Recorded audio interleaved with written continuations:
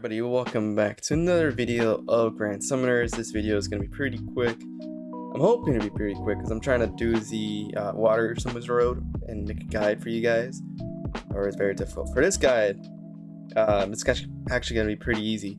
I saw someone asking or talking about how it's hard to level up center units from like level 90 to level 120.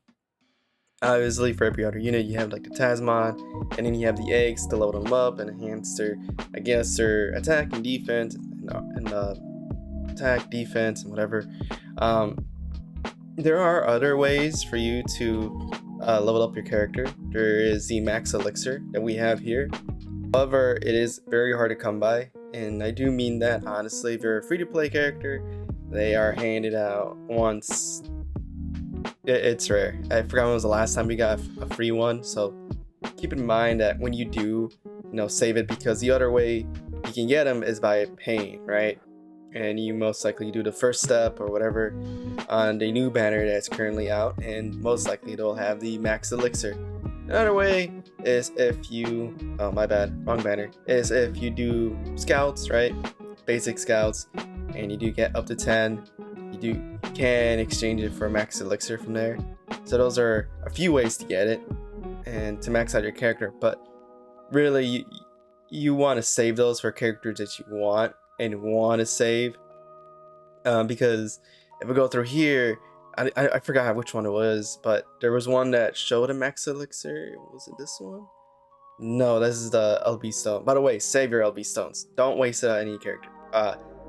Specifically, you want to use it for characters that have value or more value than others. A good example is like Star God Lisa, War God Finn, right? Those are prime examples. Emperor, not so much if you don't have the team comp for him. But back to the leveling, there is another one you can do. You can actually go to the side stories, or not side stories, the boot camp, my bad, and go to the chickens, and then you want to click on the first, well, the top one, and you want to clear that.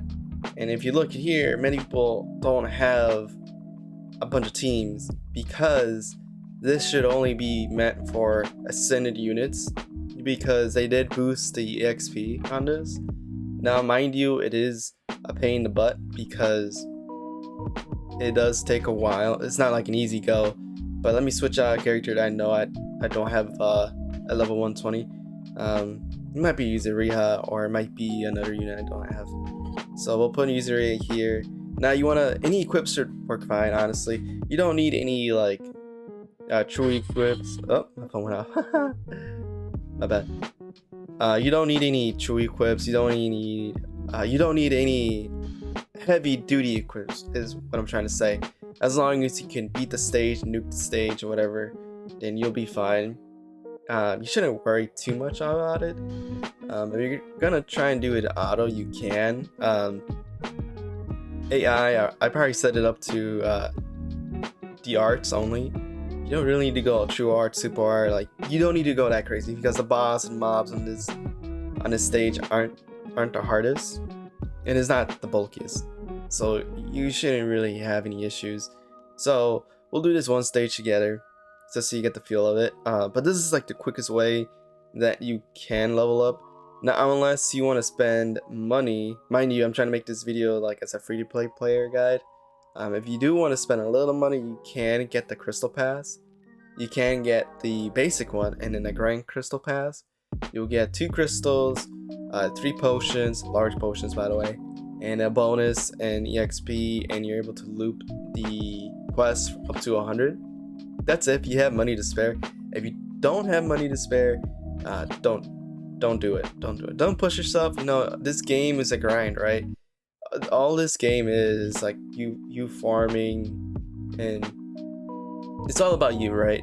It's just how much you truly enjoy the game and how much you enjoy the characters that are released for us in this game. There's no pressure, right? I get it. People are trying to like max out the characters to get the most value out of them, but that's not the correct way. The correct way to get the most value out of them is using them in a correct team comp that maximizes their output, right? So like PF Emperor works very well with with like a pure light team, right? Like mono light, but he's not the be all end all, right? Because we will get Hell Knight Roy, who is by far a very great unit for a full water team, and he is still a great unit regardless. Same thing with Emperor, he's a great unit regardless, but he shines in a pure light team. And Hell Knight Roy, whenever he comes over, will shine in a pure water team. My bad. So keep in mind, there's no like great units. There's no overpowered units. Now, in case you have multiple units, you can actually put them in there. Don't be shy. You can actually put in your whole team in there and clear the quest as fast as possible, right? You don't want to drag it on too much.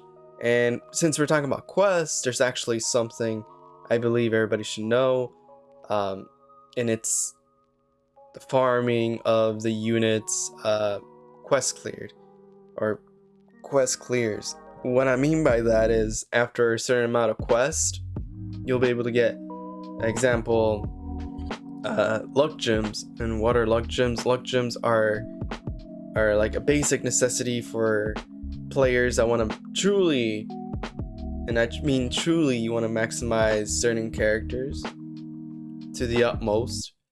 For example, like luck 300, right? You've seen people that have luck 300 Wargoth Finn or BF Emperor or Stargot Lisa because they see the most value of them. And the more you clear this quest, the more likely you are actually gonna farm luck gems, and they are hard to come by. So the more units you have, the better, because it's over 2,000 quests, I believe, you wanna farm.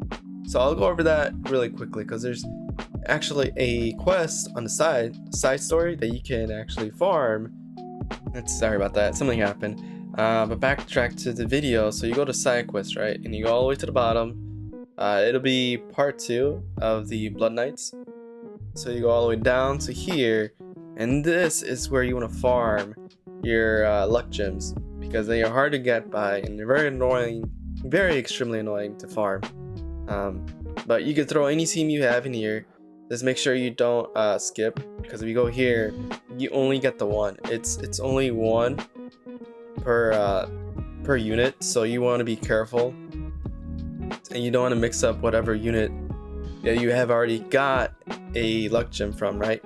So you do that, and you just loop this as much as you can. This is probably the easiest and the fastest one. Again, you want to go all the way down to the side quest, and you want to go to the Blood Knights part 2, not part 1, part 2.